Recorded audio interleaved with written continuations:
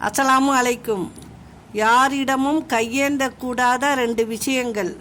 ஒன்று பணம், மற்றொன்று பாசம். பணம் நம்மை பகையாளியாக்கும், பாசம் நம்மை பைத்தியமாக்கும்.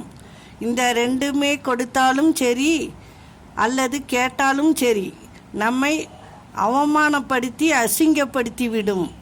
நம்மை ஒருவர் மரியாதை குறைவாக நினைக்க காரணம் நாம் அவர்களுக்கு நிறைய மரியாதை கொடுப்பதே காரணம்.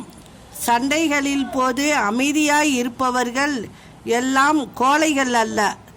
வார்த்தையை விட்டால் உறவு முறிந்துவிடும் என்ற உண்மை அறிந்து உறவுகளுக்கு மதிப்பு கொடுக்கும் அன்பாளர்கள்.